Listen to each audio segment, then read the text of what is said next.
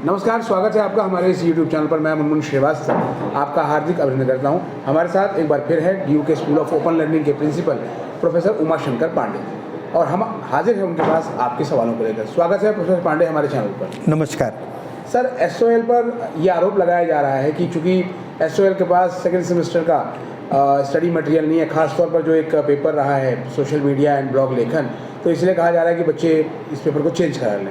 क्या कहना है आपका? मुनमुन जी, पहले बात तो बहुत बहुत धन्यवाद आपका छात्रों की समस्याओं को लेने के लिए और उनके जो प्रश्न हैं।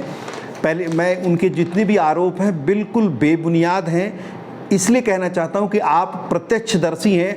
हमारे पास कम से कम 72 ट्रक्स के पास स्टडी मटेरियल पूरे हॉल में भरा पड़ा हुआ, शायद आपने देखा भी होगा, और अभी भी हमारे पास कम से कम 20 ट्रक मटेरियल पड़ा हुआ है। तो ये कहना बड़ा अच्छा नहीं होगा कि स्टडी मटेरियल नहीं है। और चूंकि आजकल मटेरियल की संख्या भी बढ़ गई, एक कोर्सेज में सेमेस्टर में 7 पेपर्स हैं, उन सभी के स्टेटरी मटेरियल हम लोग विधिवत प्रोवाइड कर रहे हैं। अच्छा सर, जैसे मान लिया कि कहा गया था कि जिनको A हिंदी लेनी थी उन्होंने C ले ली, तो वो अपना चेंज करा लें, तो स्टूडेंट्स का ये कहना है कि क्यों ना पोर्टल खोल दिया जाए कि स्टूडेंट्स खुद से चेंज कर ले, उसे आने की ज़रूरत ना पड़े SOL। मुझे लगता है उसके लिए पैरामीटर सेट हैं जो आप कहना चाह रहे हैं। छात्रों की सुविधा के अनुसार अगर ज़रूरत पड़ती है किसी और सब्जेक्ट को चेंज करने के लिए तो पोर्टल भी खोल दिया जाता है। लेकिन अगर कोई चीज़ वेल एंड डिफाइंड रूल्स हैं तो उसको अप्लीकेट करके कंप्यूटर अपने आप ऑटोमेटिकली चीज़ों को ठीक कर देता है। सर, स्टूडेंट्स का ये भी कहना है जिन्होंने ये कोर्स चेंज कराया है कि एप्लीकेशन दिए हुए कई दिन हो गए लेकिन अभी तक वो प्रोसेस नहीं हुआ है, तो उसमें कितना टाइम लगता है सर? मुझे लगता है हम इस संबंध में देखेंगे कि IT डिपार्टमेंट ने कैसे कितना समय लिया, क्योंकि यूजुअली जब भी होता है ये प्रोसेस ऑटोमेटिकली वो IT सेक्शन हमारा इसको देखता है और टाइमली इसको एग्जीक्यूट कर देता है। एक सवाल सर जो है वो सबसे बड़ा ये है कि 2017 वालों को एग्ज़ाम का चांस दिया गया था, लेकिन कुछ बच्चे आपके SOL में मिले और उनके एग्ज़ाम मिस हो गए, तो क्या उनको दोबारा चांस मिलेगा सर?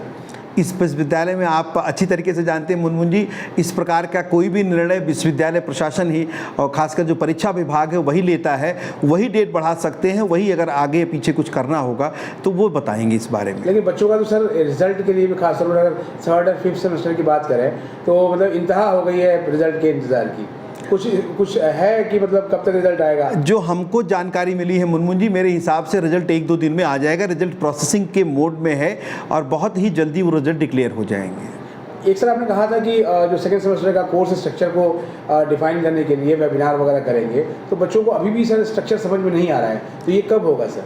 मुझे लगता है आपकी बात को ध्यान में रखते हुए हम दोबारा वेबिनार को जल्दी से प्रयास करते हैं, क्योंकि और एक्टिविटीज़ न्यू एडमिशन प्रोसेस से रिलेटेड शुरू हो गई तो थोड़ा सा समय लग गया है। फिर भी आप कहेंगे तो मैं इस पर एक एक्सक्लूसिव इंटरव्यू करेंगे और हम आपको सेकेंड सेमेस्टर दोबारा विधिवत समझाने की कोशिश करेंगे। एक और चीज़ है सर जो है वो खासतौर पर ये परेशानी सर सेकेंड सेमेस्टर में क्यों आई है? फर्स्ट सेमेस्टर में तो इतनी परेशानी नहीं आई थी। फर्स्ट सेमेस्टर शुरू हुआ था, उसी से बेस होकर आगे की चीज़ें बननी है मुनमुन जी। तो फर्स्ट इसीलिए बताया हमने आपको, बिल्कुल आप दोबारा मैं आपसे रिपीट करना चाहता हूँ, फर्स्ट सेमेस्टर में जैसे ही डिसिप्लिन के कोर्सेज थे एग्जैक्टली वही फ्रेमवर्क सेकेंड सेमेस्टर में रहेगा।